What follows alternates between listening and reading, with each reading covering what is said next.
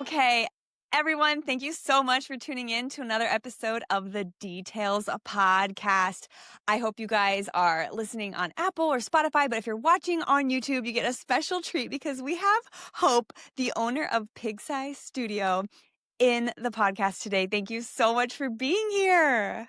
Of course. I'm so happy to be here. Thank you for having me.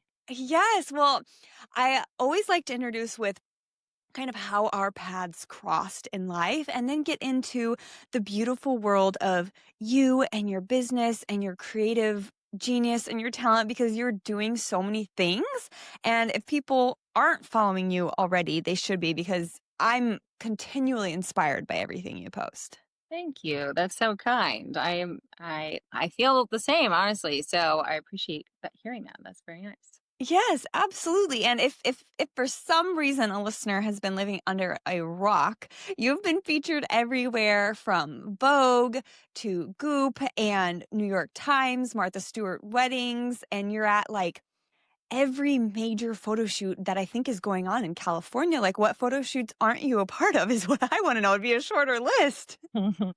I mean, it's funny I feel like we do different things every month, and some months it's just a lot of weddings and I feel like I'm really on the wedding circuit, and then some months, we're doing like photo shoots and styling things and all kinds of different things. So it's been fun. Yeah. Totally. Well, I want to dive in first to how I found you.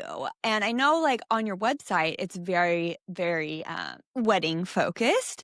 On your Instagram, you share a lot of other things like events, doing florals for photo shoots and retail stores and corporate events. And like, we can touch, I really want to get into the landscape section too. But how I found you was I was searching the internet, scouring like a crazy fool, looking for anyone who could do very organic, like overgrown, mossy, otherworldly landscape installations that I had, of course, found on Pinterest, where we find all of the great things that we're like, okay, now how do we actually get this built or done?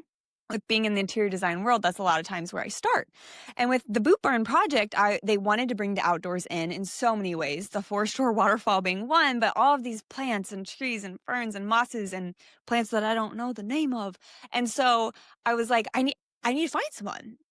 So I started just looking on Instagram and it was actually Olive Atelier, is that how it's pronounced? Hmm. They had an installation with a ton of moths and some daffodils and I was like, did you guys do this in-house? Did you do that? Like, did you research something? Like, is there a tutorial or did you hire someone locally? Because I literally need moss sculptures like this. And they're like, well, we did it in-house, but you should check out Pigsty. And I was like, oh my gosh, thank you for a recommendation. Because after like weeks and weeks of looking, I had gotten nowhere. And so I reached out to you and kind of, we started talking and chatting about the vision and what it could look like. And you're like, yeah, we can do it. Easy peasy. And I was like, it's never that easy, and it just you guys are so creative. You're so such creative problem solvers, and you can literally just make anything happen. I was like so blown away with the ease of working with you. Thank you. I mean, yeah, that was a really fun one. That was like had its um I mean we can get into it, but I feel like that had its kind of own watercolor of like things, fun challenges that are, you just have to kind of like work through them, and up for all of that, really. Yeah.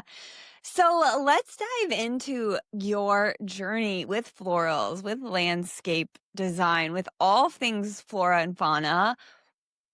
When you were younger, did you travel a lot? Did you see a lot of different types of ecosystems and plants and species? Or is it just you live in California and you can grow stuff year round where Nebraska stuff dies for a long time? Totally. I mean, well, so officially, I'm from New Jersey. I was born and raised in New Jersey. So Um, cool. so I'm familiar with the frozen part of the year. Um, and we did travel a lot as like young people. My parents would take us, from Idaho to Europe and North Carolina and all over the East Coast. And so pretty familiar with just like different landscapes, but also um my grandmother and my mom and my aunt are all like pretty botanically minded. So my aunt is a published author. She writes about like, you know, ecosystems in the southeast, and my mom did sort of like her own floral design work. My grandmother was like an amazing gardener. So um I grew up around like matriarchal art like that, like people who, you know, it was important to know the name and the difference between two different types of shrubs, and, you know, the difference between a deciduous tree and, you know, et cetera, et cetera. And so I think that Yeah. having that that interest just sort of like surround me when I was a kid helped. I didn't ever think much of it until I was older, and I realized that you know, wealth of knowledge could actually be helpful. Um, but yeah, it just sort of became this thing that like made its way into my vocabulary, like the environment and natural world, etc. That is so cool and a skill I really need to learn because I know zero names of plants and deciduous, annual, perennial. All these words are just confusing to me. My husband knows more about plants than I do, but that is so cool. Okay, so mother, grandmother, they obviously had the green thumb. So was there any entrepreneurial influences? Did you know or see anyone running a business, operating a company as you were growing up? So my dad was really the entrepreneur. I mean, my grandfather was sort of the original entrepreneur. He started an investment banking firm in the 70s, and then my dad took it over sort of in the early 90s. And he was the primary business owner. He was, you know, burning the midnight oil, like making things happen, and um, definitely instilled in my brother and sister and me like a lot of hard work and a bit of stubbornness, I will say, like a little bit of just like I can do it myself, like I'm capable. And I think there's like a confidence that comes in that you sort of need to do your own business, to have your own um direction. And when, you know, seeing my dad build something for himself, I think unknowingly I was sort of like taking notes as a kid. And then growing up, when I took jobs like in production or like working for big corporate companies, I always felt a little bit like this doesn't really feel like me. And like I've always been more in like the artistic world anyway, just in my brain. And so I felt Yeah. like I needed to find something that matched like both of those parts of my personality. And so honestly, floral design fell into my lap. It was like something that I did when I was in college as a part-time job because I needed beer money, and I just was like, this is something that's easy. I already know how to do it from my mom, and then I loved it. I mean, I did it for 4 years in Colorado and stayed an extra year to keep doing it. And when I started working in Los Angeles, um, 13 years ago, I was doing it on the side. I was like freelancing on the weekends, and um, just sort of always had it like in my back pocket because I liked the world of it. Um, Yeah. and I think it wasn't really until, I don't know, maybe like 2015, I think is when the business actually started, that I decided to maybe focus on it and try my luck. And that was now like 11 years ago, 12, however many. So Oh my gosh, amazing. Thank you for sharing. I have so many questions. First of all, are you the oldest daughter? I'm the middle. You're the middle. Okay. Okay. I love the context. Oh, okay. I have these rainbow stickers on my window, and when the sun is coming down, the It's sun so comes in and starts pretty. casting rainbows on me. So you're gonna I start was going to seeing this, which is say, totally fine if you're watching. Oh, I just wanted you to know where that came from. If you're like, she was wearing a white shirt earlier, now it's seemingly tie-dye. I like it. Um, okay, question. So if grandpa started a business, dad took it over, was it like assumed in the family that one of the three children would take over the family business, or was that never pressured? You know, I don't know if it was. If it was, they definitely weren't looking to me to be in charge of it. Okay. Of the three of us, I'm like the least numbers oriented, like Okay. whatsoever. My mom and I joke about it a lot because she just like, can't get me to add four things together ever. But I think we were all involved. Like we all three of us worked for my dad at one point, but if anything, it would probably have been my sister. But we, unfortunately, my dad died when I was like 25. So the business ended with him, but my mom, lives on, and his legacy lives on. And so, um, yeah, I think like all those lessons and all that learning about work and entrepreneurial spirit and all of those things are like very much alive in all three of us. So Oh, that's such beautiful that his legacy lives on. I'm so sorry. That has to be so hard. yeah, I mean, I know so many people have gone through it now, like as I get older, and it's each uniquely complicated in its own way, and sad, and but it's also like part of all of our journey. So Yeah. I think that it's interesting to me now, like owning a business and thinking about like how my dad, not that he would have ever been a florist, but like how my dad would answer an email, or like how he would think about the future, or like, a lot of that I think is quietly sort of running in the background. Oh, for sure. There is no better experience as an entrepreneur than seeing someone else run a business. Like, because the things about running a business is the principles of running a business can apply to any business, whether you're in investment banking or whether you're in a creative field like owning a floral shop. Like, there's still the fundamentals of client onboarding, internal systems and processes, marketing, like So, hitting the timelines, the deliverables. Like, it's so universal. And that's what I love about business. And I did not have a parent in business, so I've been like learning as I go, and that's half the reason why I'm doing this podcast. Is I'm like, I want to learn how everyone else learned and does their business, because it does apply to everything. And I mean, that's incredible, and I'm sure he was just so proud of you and everything you're doing and everything you've accomplished. Like you are doing the most. You are doing it from the outside looking in. It looks like you are just majorly crushing it.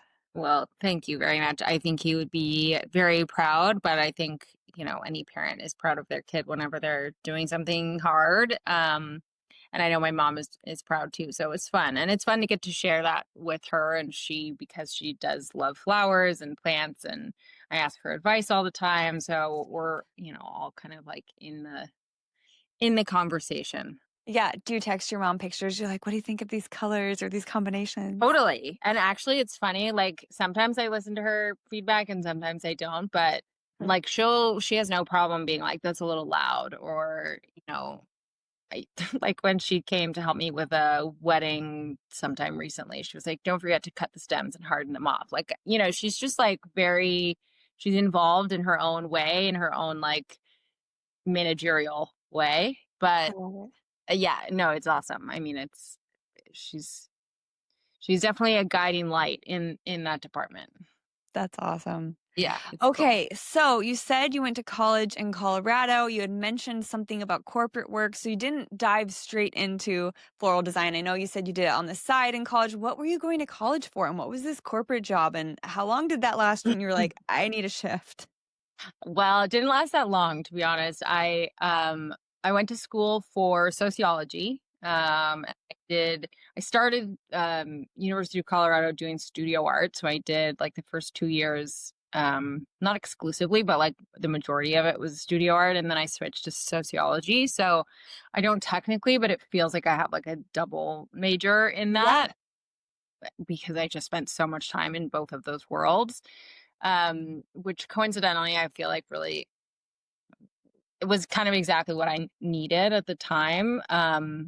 And I thought a lot about doing like graphic design and web design. And coincidentally, my boyfriend is a graphic designer, like web design kind of guy. So that worked out that I'm like, we have kind of a, um, joined like creative brain in that way. yeah, But yeah, so I worked after college. I worked for a golf sports marketing company, which was the only job I could get after college. It was 2000 2009 and a half, something like that. And there were no jobs, and it was kind of like you know, anybody that was hiring anybody, you were like, I'll take it. I don't care. Take it. Yeah. So yeah, so I went and I worked doing like sports marketing for a golf agency in Florida, and then I moved to LA to kind of do more like experiential marketing, production, and not super, I wouldn't call it super corporate, but definitely like, an office 9 to 5, like Yeah. much more like account executive, like type management style. And I do think that type of like production brain has been really helpful for me now when I have to start like logistics and planning for an international wedding 8 months from now. It's like I have to start thinking about all these things and the timelines and the budget, and those those things were like drilled into me, even though I didn't like what it was I was doing at the time, like selling mattresses and nail polish. Um but now I feel like it's really helpful. So Oh my gosh. yeah. Incredible. So you're in LA, you were doing the production design thing, you were doing florals on the side. When did it switch and you were like, maybe I'm going to make this my all-in career? Well, I have to give credit where credit is due. One of my dearest girlfriends from growing up, who I often joke has been like in charge of my life for most of my life. Like she's the keeper of all the big decisions. Basically said at one point, I think you should just like go for this. I think you should try it. Like this could be your job. And it was in 2013, I think, or 2015, which was sort of the dawn of like Instagram and sharing like your business on Instagram and Mhm. selling yourself in that way. Like it was hipstematic and like, corny Instagram world, but also people were starting to like share their creative work. And so at that time in LA and like the dawn of like floristry as sort of this aesthetic, beautiful line of work, Yeah. that was really when I got into it. And my friend was like, I think you should just try. So I just honestly, I left my job in the beginning of January, Mhm. whatever year that was, 2015. And I just decided, like, I had booked a few small weekly accounts and enough Okay. that I could pay my rent. And I was like, I'm just gonna fingers crossed. And within like 3 months, I had booked my first wedding. I had booked, a couple of photo shoots. I had booked like all these little random things. And so I just sort of like kept going. And that was, yeah, I mean, 10, 11 years ago. What year Oh is my it? gosh. Yeah. Yeah. Yeah, that's incredible. Okay. Yeah. Because that was the biggest thing that I was wondering was like, you did it on the side. Had you built up enough of a portfolio or a clientele to be like, okay, I have a little bit of a safety net? Like, there's never really a safety net in business, but you have like gained some confidence, gained some repeat clients, and you Right. felt like you were good enough. So, what were these weekly? You said you booked some weekly accounts. Is that like stores that wanted weekly fresh florals, or how did that kind of start? Yeah, so my longest running client, I still do their flowers, is Butcher's Daughter in Venice. We do 3 deliveries a week of flowers that they resell. Oh, And it was when they were just opening. They had been open for like 3 months. And Heather, who owns Butcher's Daughter, was like, I want to sell flowers in the market. And so I would go at like 4 o'clock in the morning to the market. I would make the bouquets in my backyard, bring them over there, and then go to my regular job. And, if anybody ordered flowers or baby mhm, shower flowers or whatever, I'd do that after work. And so I was like juggling things a little bit already. And mhm. then when I decided to do it full time, I mean, there were definitely a lot of days when I didn't have anything going on, but I knew that I had kind of enough that I felt like it was enough to keep me busy. And um, There were also a few clients that I would just do trade because I knew that I needed a gym membership. So I would like trade a flower arrangement for a gym membership. And Smart. um, I think, I can't totally remember, but I think that there were a couple of places that I traded for like credit to eat. So there were restaurants that I would get like $50, whatever. And I would go at the time I lived in Los Feliz on the east side. And I think there were like places that I went and I would trade flowers and eat dinner. Oh So, my gosh. um, That's such like an early on hustling, grinding. I love it. Like humble and I tell beginnings. people to do that still, like girls that will and boys that are like, what should I do? I'm like, you should just offer flowers because everybody wants them, but they Yeah. don't have like always cash to pay for them. So, if you're like a coffee person, your morning coffee is paid for if you bring the arrangement once a week kind of thing. Yeah. Oh my gosh. That is so smart. So cool. I'll have to look up Butcher's Daughter. It like rings a bell, but I don't know what it is. Are they selling meat? Is it actual butchers? No, so she's vegetarian. So she started in New York and they have, I don't know how many in New York, a couple, like two or Cool. three. And they opened their first one in Los Angeles on Abbot Kinney. Um, Okay. and now I think that they have three in LA. And she's really a powerhouse and has like a number of different restaurants. And I've worked with her on a few of them. So, uh, Amazing. I heard yeah, restauranteering is like super difficult. So anyone who can thrive, way to go. it's totally just like a vision thing. I think like when you get the vision of the place and like the accessibility and the people and the clientele, it can be done, but it's definitely hard. That's so cool. The podcast that just dropped today, you're gonna be in a couple weeks here, but the one that dropped today is plant-based vegan family, and Erin, she kind of built like a wellness empire, and they have like a cookbook and an online app, and so I'm sure she follows that and knows of that. But I've been like really changing my diet lately, so I'm looking into all of the things. Like I've gone Oh gluten-free, I'm yeah. supposed to be dairy-free, so I'm like trying to find all of these alternates. So I'll look into that. Thank you. The migraine stuff, right? Yes. Yeah. Yes, which How are is you like a whole feeling? different topic, but it's a struggle, like, it's bad, but I'm gonna figure it out, we're gonna get it under control. I've lived with it literally my entire life. I'm 34, I've had migraines since I was a toddler, so at least I've had migraines for 31 years, and it's debilitating, but That it's is been my whole life that I can remember, so my gosh. Yeah. My I gosh. know. What an enormous thing to like carry around all the time. I'm sorry. It's okay. It's okay, we will figure it out. Yeah. But okay, so that's how you got clients early on versus you've been in business for well over a decade. You're extremely established, well known. If someone wants to work with you now, what does that client intake process look like traditionally? Because I don't know if I did it the right way, but by just like DMing and emailing you, is that the standard or? I mean, yeah, it totally depends. It depends on the client. I think there are, over the years, there have been sort of like different ways that clients approach me.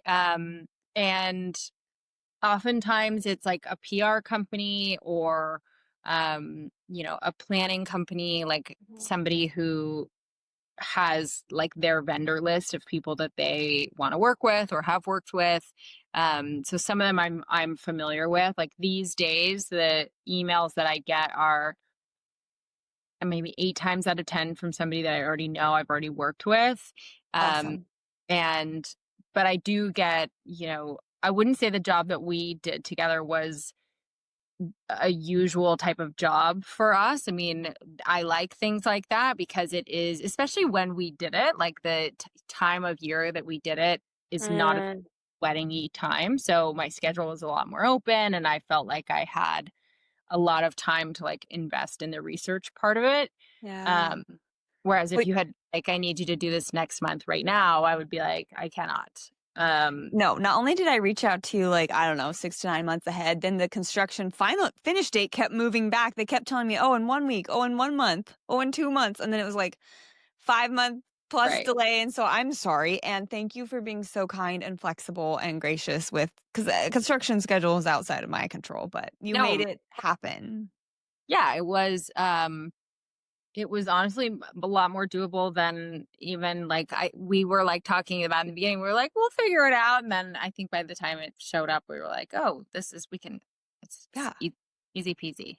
And I feel like since, we started working together, I started paying much more attention to you on Instagram. Like, not that I wasn't before, but like, I feel like as I interact with your content, it just comes up more your stories. And I'm like, oh, she's like doing stuff with Amber Interiors and doing stuff with big fashion brands. And I think at one time, I don't know if we were texting or if we were DMing, but you were like, oh, yeah, like someone needed something tomorrow for some huge brand shoot. And I'm like, oh, how stressful. How stressful. Yeah, it definitely happens. Occasionally we get people, it's not my favorite thing, but occasionally we get people who are like, can you make this happen by the end of the week? And it really just depends on like my capacity and like the capacity of the people that I trust that I work with. But Mhm. usually we can make things work.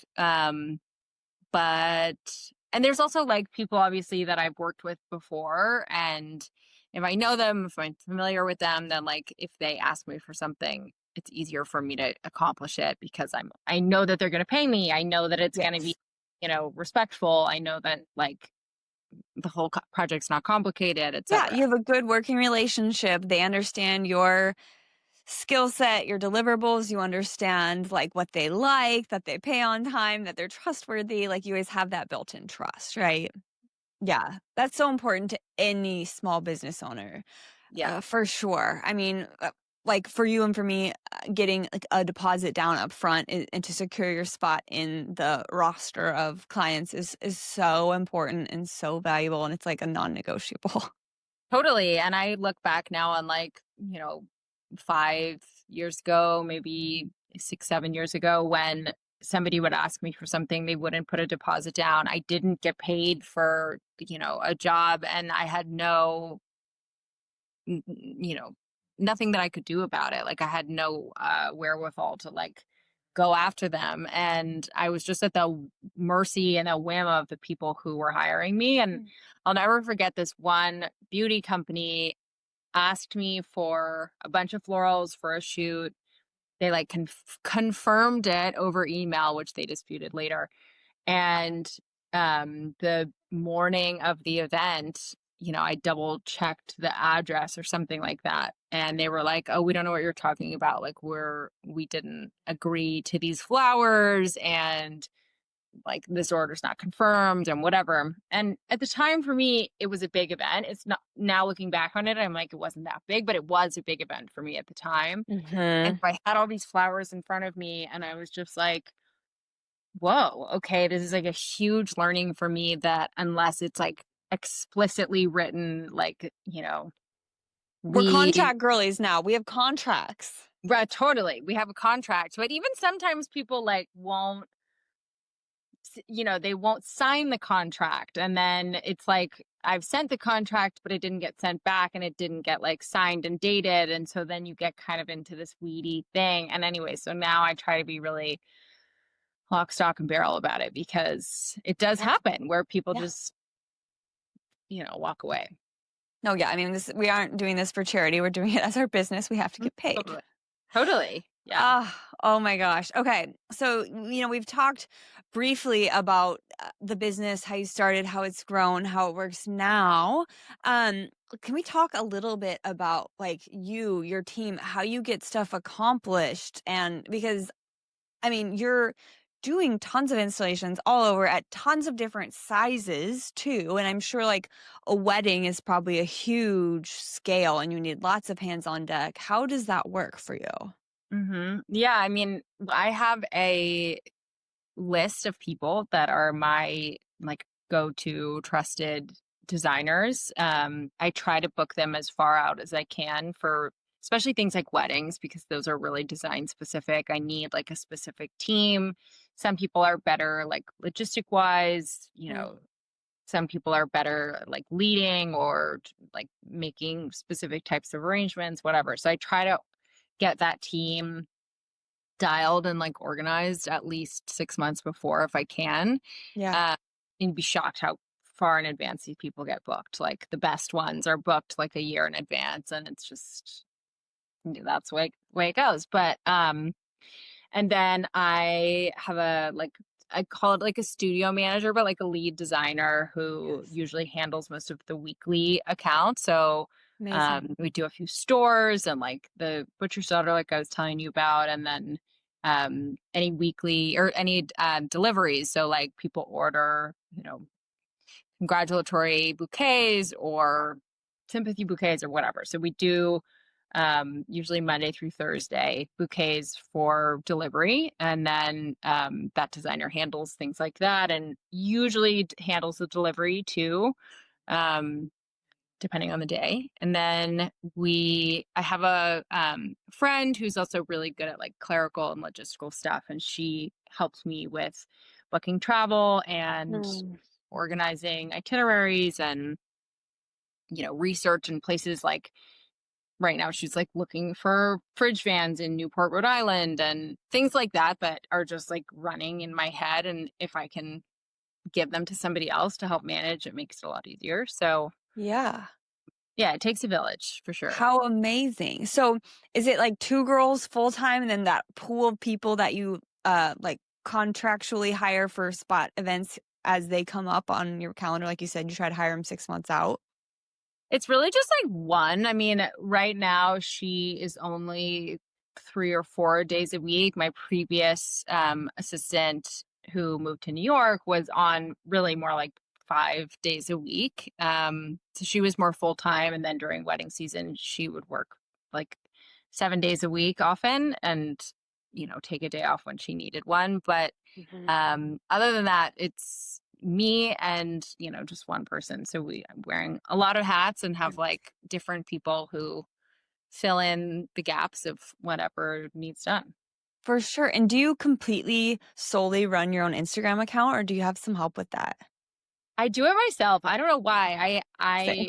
I've had other people say that I should just like let those reins go, but I find Instagram actually still to be like quite a creative place, and like Mhm. I really like interacting with other people's content. I'm pretty specific with like who I follow and what type of content I'm, you know, receiving. Like I don't follow a lot of influencers. I don't follow Yeah. a lot of people in politics or like, sports or anything. Like I'm not in those worlds. Like my Instagram is like gardens and fashion and art and like parties and things like that. And that's like I take so much from that. So I just feel like if I let that go to somebody else, I'd be like removing a big part of what I enjoy about social media.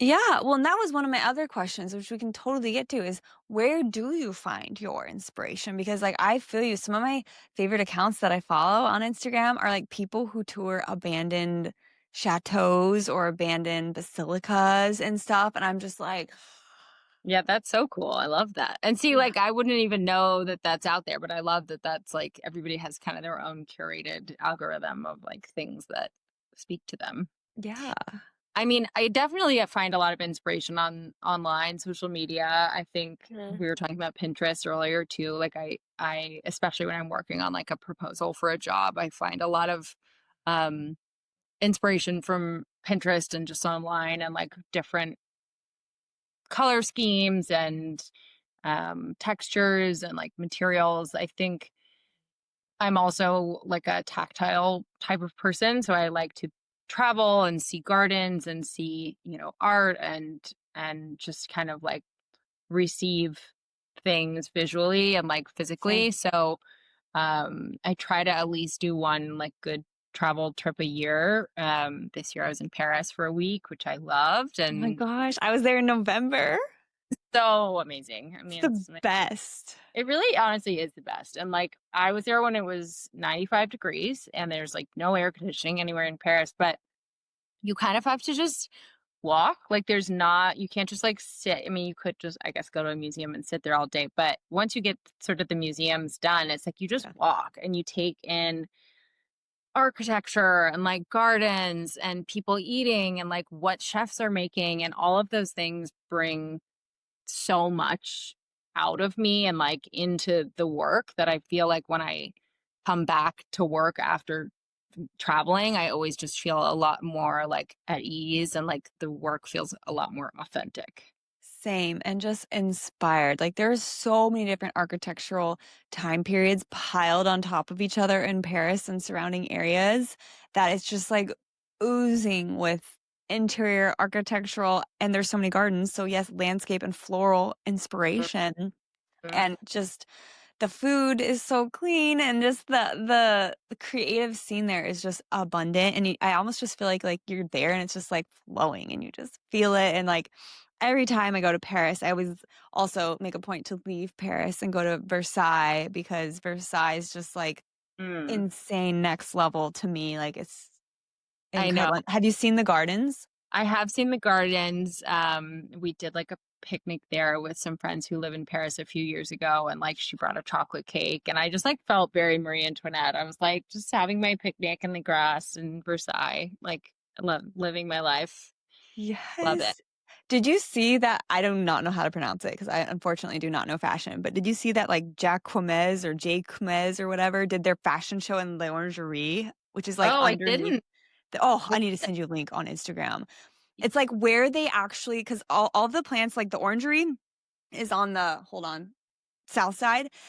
So like when you come out the back, it'll be to your left and you can look Mhm. over the balcony, and that's where they have like literal all the orange trees and Mm. lots of other trees too, and like some that have been around for hundreds of years, but they're in these specifically architecturally designed like pots, baskets that some architect designed. I don't know his name, but they're made so that like their incredible staff can come and like put a dolly underneath and lift him up, and then it's like the whole, like, I don't know, under shaft of what you think is just a balcony is actually an underground plant storage facility for the winter time, and they store and take care of all their plants, and because it's like kind of half subgrade below, it like maintains a better temperature. And Mhm. I haven't looked into the details. I'm sure they have like ability to heat and cool and stuff, but just for the winter they hide them down there and water them and flower them, but there is some light that comes in It's so cool. too.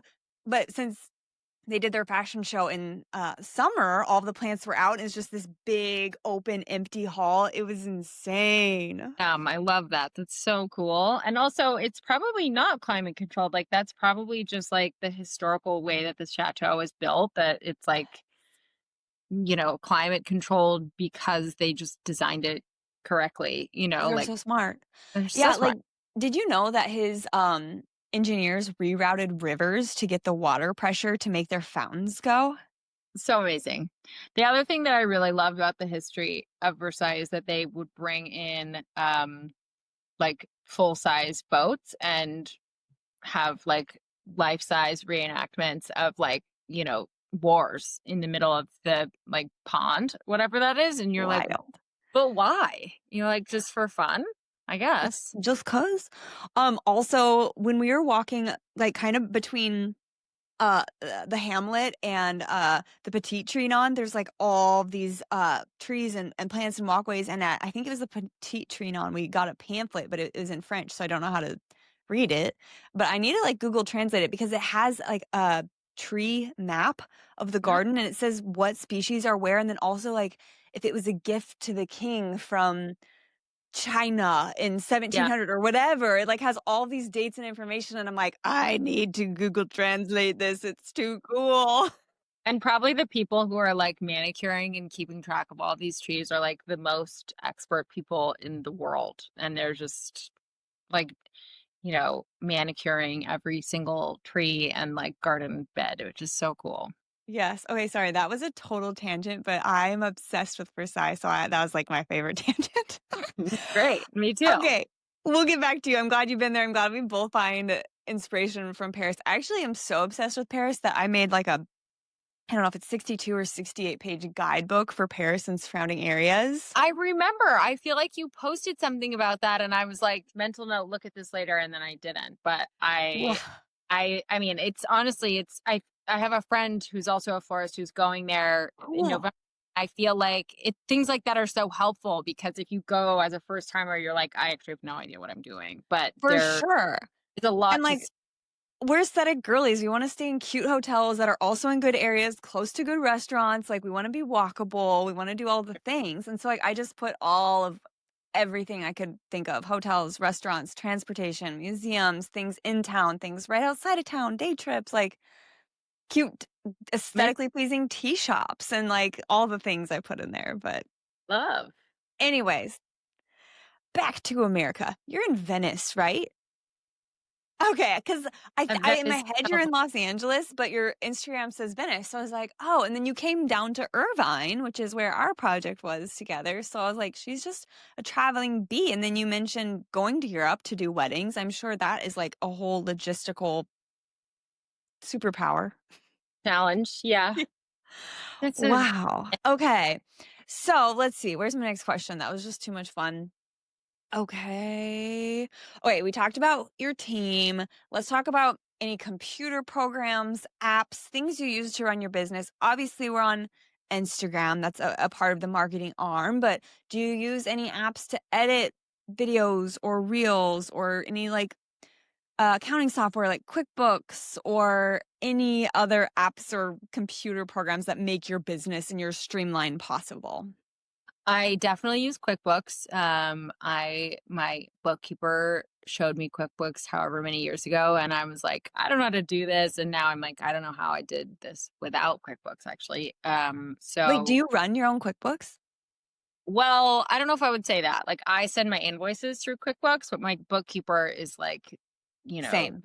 the brains Yeah, behind for, it. like, making the profit and loss and the expense report and all that Yeah, jazz.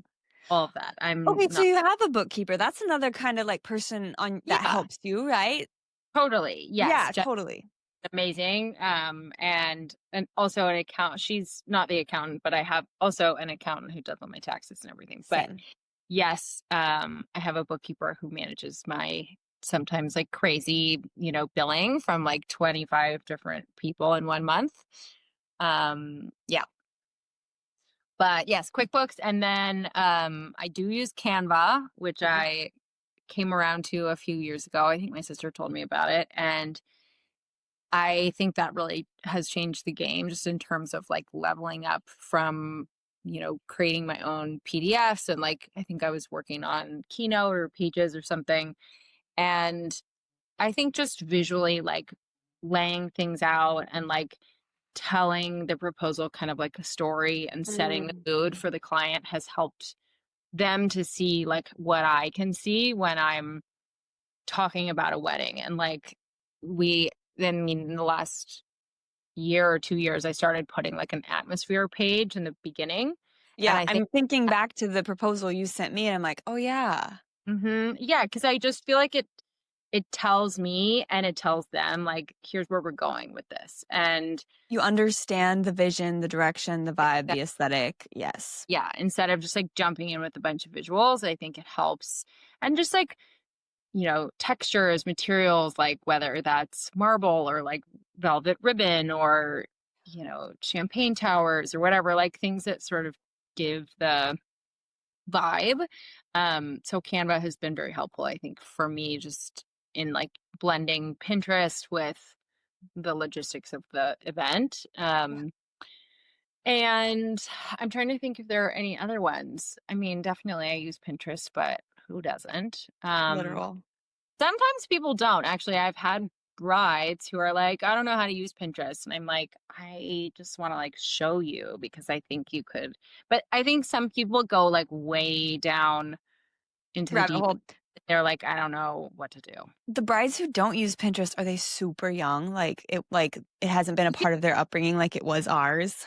Or they're just like not on social media. Like I have a Love bride that. a couple of weeks and she's just like, I'm not really on Instagram. I'm like, you're awesome. That's Yes, I would be that person if I did not own a business.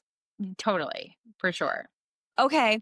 So that's awesome. Love that you use that. I agree. Like your Canva, I didn't know you made it in Canva, but your presentation, like immediately, because we had sent you inspo pics, but when you sent that back to us, it was just like a double confirmation of like, oh yeah, she understands, she sees the vision because we got bids from multiple people and you were the only one who understood the vision, especially when you're doing corporate. We just, tend to get a lot of corporate plants, a lot of snake plants in the corner, and that was not what we were going for. And so the fact that you understood that and your visuals matched that made perfect sense. Okay, you've been at this a long time. We've talked briefly about like some of the cool clients you've worked with. Do you want to name drop any of the amazing people that you've had or events or businesses or stores that you've had the opportunity to present flowers for?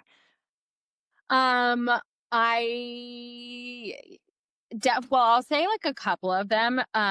Most of the people, like the high profile names, I just generally don't share because I feel like they don't want me to share, and then it makes our like business connection a little bit stronger. But Yeah. one of the ones that I took a lot of pride in was the New York Times. And when the New York Times wrote to me, this was a few years ago now, but actually during the pandemic, it was like 2020 and 2021, some of the honestly most creative years of my life thus far, just because there was like no weddings, nowhere to be. The only assignment I had was to like make a beautiful arrangement for somebody that week. And I remember I was sending one from like Lancome or somebody to like the face of their new campaign. And they're just like, here's $500, like do something cool. And Mm.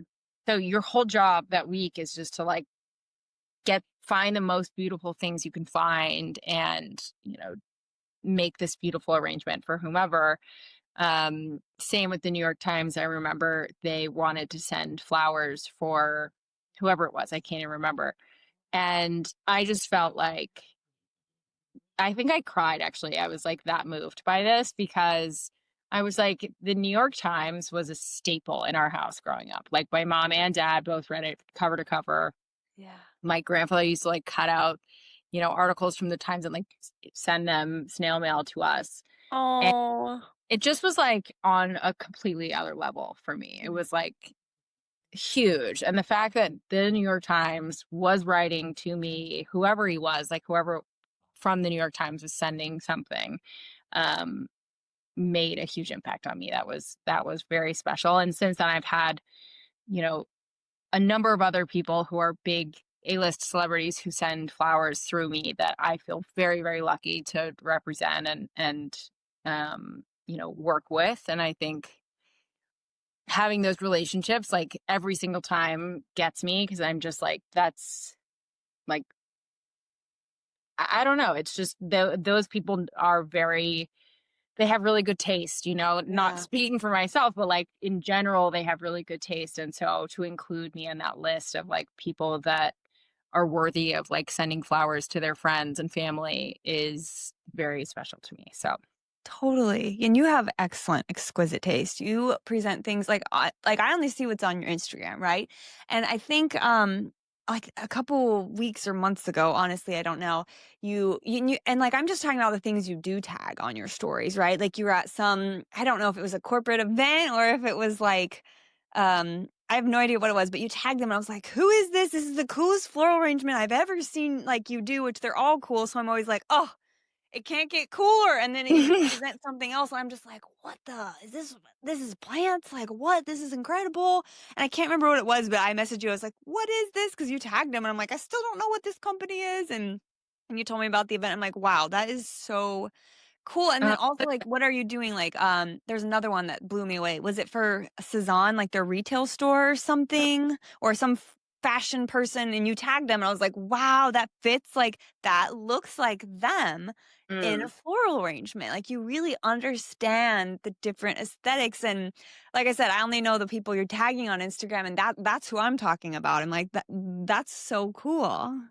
Yeah, we love Cezanne. They are one of my favorite clients. They're really specific with what they like and they pride themselves on that. And I think I work really well with good direction. And so um, we do both of their retail stores and in Los Angeles. And, I'm in touch with a lot of the other florists around the country who do their other stores. And Cool. it's really cool to be like a part of that brand because it also speaks to like my like Francophile obsession, but in this like sort Wait, of your what obsession? Francophile. We're both, What's you and are Francophile. Barankophile? Francophile, like French. Like a Oh, like a person who like respects and studies French culture. yes.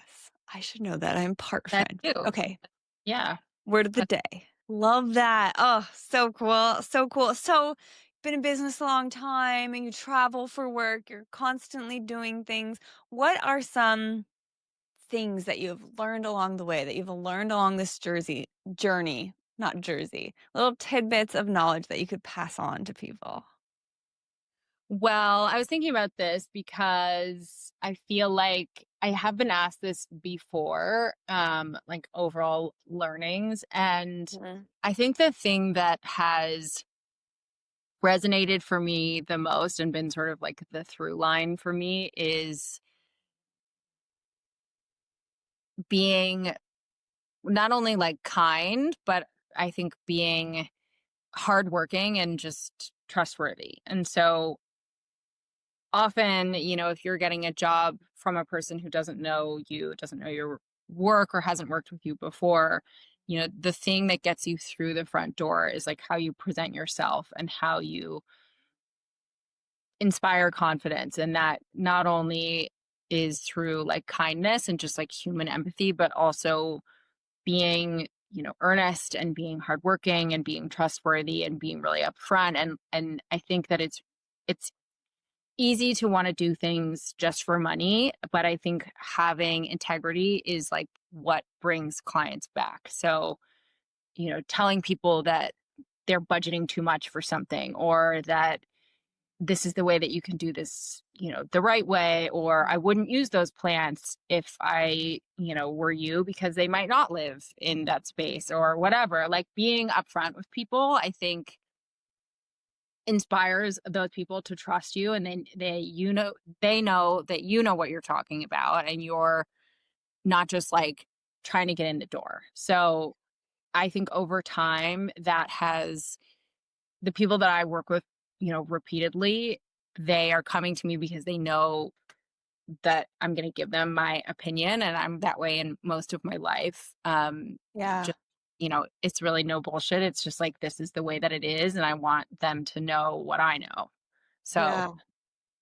yeah, you can learn anything. Like I've said that to people who I work with. It's like, you can learn floral design, you can learn the aesthetics of putting flowers in a vase. But I think like being, you know, presenting yourself with integrity and presenting yourself with what you do know, Mhm.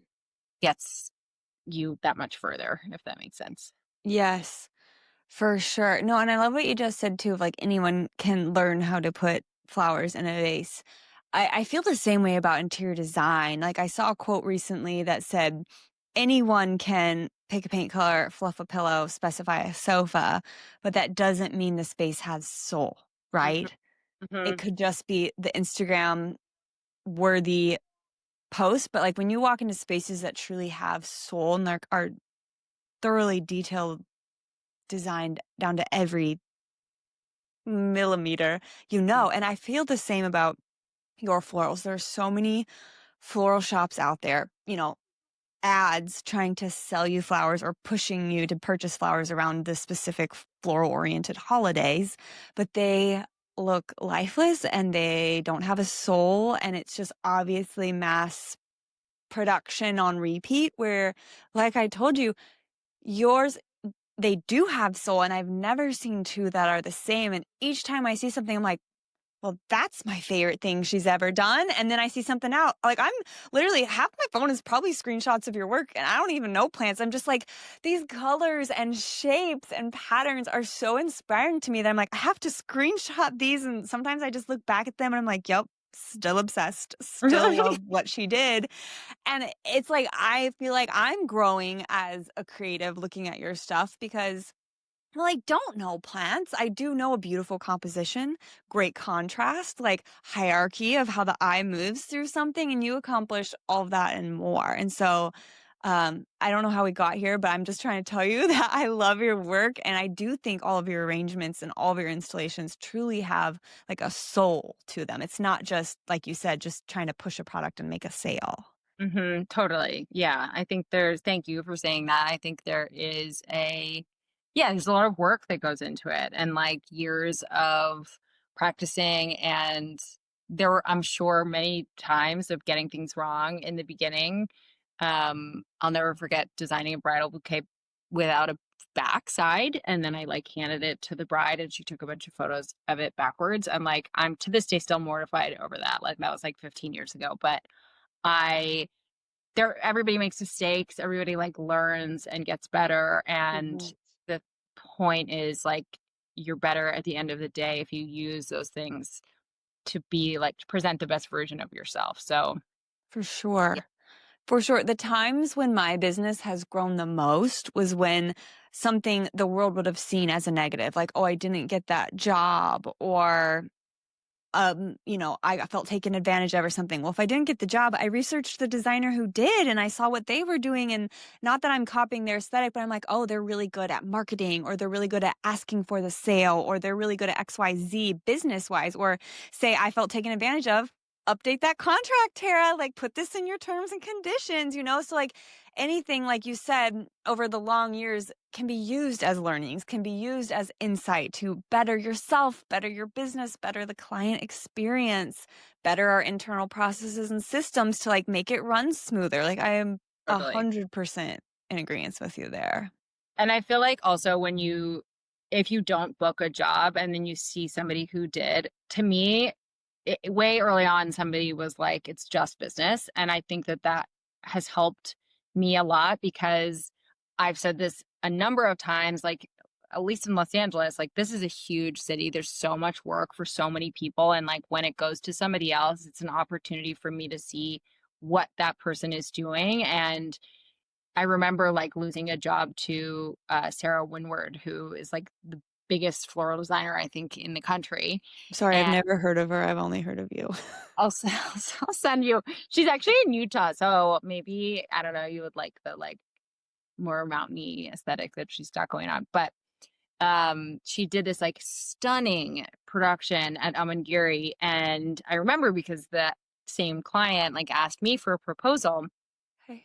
It was like no big deal. They didn't work with me, Yep. but when I saw what she did, I was like, okay, that's like a real level up, and like that's for me a learning of like Yes. you can it's just like to see what a master is doing and be like, okay, so this is where I was, this is what I was presenting, this is what she presented, and that's why she booked the client, and it's just Makes yeah, sense. Yeah.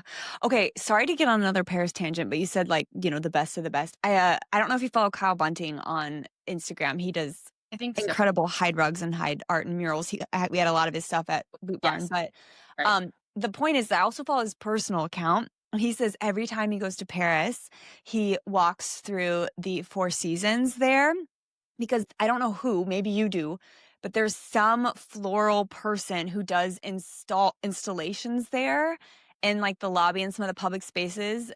And I went That's last time and I should text you pictures of isn't it? what I don't know what plant or what was going on, but it was a sculptural art experience. And I was just like, yup, worth it to walk through here. That was Cool. insane. No, I've never even been to Four Seasons in Paris, but that's so cool. Yeah, I was kind of low key scared to like walk in because I mean I'm not a very fashionable person. I don't look like super fancy, but I was like it's a public space. So I was like to my Yeah. husband, I was like, "Come on, babe, we're just gonna walk in like we own the place. We're gonna find this floral installation or whatever." And so we just walked in. They were very nice, and then we walked in and we saw the plants, and I was like, Wow, cool. I can't wait to see. That sounds really cool. I know that "Yeah, I think Jeff Latham does them in Los Angeles, and they're like big, beautiful, like, sculptural works of art. So I'm not yeah, surprised. Paris one similar is vibe in yeah. Paris." Okay, yeah, check that out next time you go, and yeah, put that on your to-do list. Okay, last questions here. Let's see. Is there something that you haven't done but you would love to do? Mm. I know I liked this question. I think that something that I would like to do more of, that I don't get asked to do that often is like more installation, like floral installations. Ooh. A there's a few people that I follow that I think do just like absolutely stunning sort of ceiling work. Whether that's like in a tent at a wedding or it's like more long term or it's just like for a photo shoot. I'm doing this because I'm thinking of this insanely beautiful Ruby Mary Lennox installation where she just used weeds like invasive Queen Anne's lace, amaranthus, like grasses, things like that. And it's like these gorgeous colors, and she has that it's I have it printed somewhere, but there's like a goat right below it. So it's supposed to be just like very earthy, like beautiful. But I always think about things like that because the mechanics of them are so complicated. Mm. The rigging and just the, volume to hold florals, but then also like visualizing something this close to me versus like 20 feet in the air, I think is really a complicated thing. And like scissor lifts and that whole, Structural element. yeah, exactly. Yeah, So so would you have to collaborate with like a metal worker or someone to like build the frame and then you put the floors? I mean, I'm talking like it's happening, so it's I going know, to, I mean, but I don't know. Like I did like one very small one for a wedding, and we wound up using this guy. He does like rigging in addition to like all the lighting. So he was able to hang like airplane hanger cable, airplane cable. And then we just like hung from cable ties, things like that above. But okay. honestly, I don't know because I don't do a lot of them, but I feel like that's like a part of this business that I see, and I'm always like, wow, that is so cool. So part of me thinks that I want to go and like work for somebody else and see how they do it and just like learn by doing. Um because then, you have like the little mini skill set and then you can figure it out on your own. But Yeah. yeah, I think more installations, and I'm trying to really manifest more like international travel weddings so that I can travel and see places and do flowers and like be an international woman of mystery in the flower world. Oh my gosh, I I'm so love that. Okay, last question. What's Mhm. next for you in business and in life that you're willing to share with us? Well, the next step for me personally is that we are moving to Ojai, which is up near Santa Barbara. It's like 20 minutes like inland up in the mountains above I Santa thought that Barbara. was short for Ohio. No, we're not moving to Ohio. We're moving to Ojai, spelled Ojai. And it is like this little community up in this beautiful little, like, it used to be an old ranching sort of town. And it's, the foundation is like on a lot of, Buddhist leaders and like Krishnamurti, and there's a ton of like wellness and mindfulness centers and like ashrams and all kinds of cool things up there. But then there's also become this huge like art scene and food scene and new hotels that are opening up there. So pretty excited. We're moving there later this fall, probably when wedding season is done. And so that will be pretty exciting. We're going to keep the like a little mini studio downtown LA for small events and weeklies and things like that. So we can keep Yeah. all the regular stuff going, and yeah, just have some like fun projects for next year. Napa, Anguilla, Spain. So just Wait, Spain? I'm literally going to Spain in 29 days. And it's my first time. ooh, I've never been, so I can't. Well, actually, I've been one time, but it was only for 24 hours. I don't have any information for you, but that is exciting. Okay. I'm I was about working to on. ask you all the things offline. I don't have any, but I can. I have a friend who lives there, so I'm happy to like connect. Where are you going, to Barcelona? For sure. Yeah, well, no, actually, we're not going to Barcelona. We're going like all southern Spain, like Oh, cool. much more smaller towns, Granada, Seville, Cordoba, Centil, Ronda, like Cool. smaller things like that that have kind of different unique mosques or architecture or ceramic districts or textiles, things like that. Cool. Yeah, Mm. but okay. Cool. So Yeah, you have big things happening, big things coming up, a big move, business stuff both in the United States and overseas. So you've got a packed schedule. That's exciting. exciting. It should be a good next couple of months, like busy but fun. Yeah, good. Well, thank you so much for taking time out of your super busy schedule to talk with us. Like, I know what it feels like to be a small business owner, wearing all the hats, doing all the things, but I'm truly so thankful that our paths crossed and that we were able to work together, and then that I'm able to get daily inspiration from you off of Instagram. And so I apologize in advance if for all my like messages of like, what type of plant is that? That's so cool, because I just do not know, and you are the expert. No worries. I love it. It's so fun.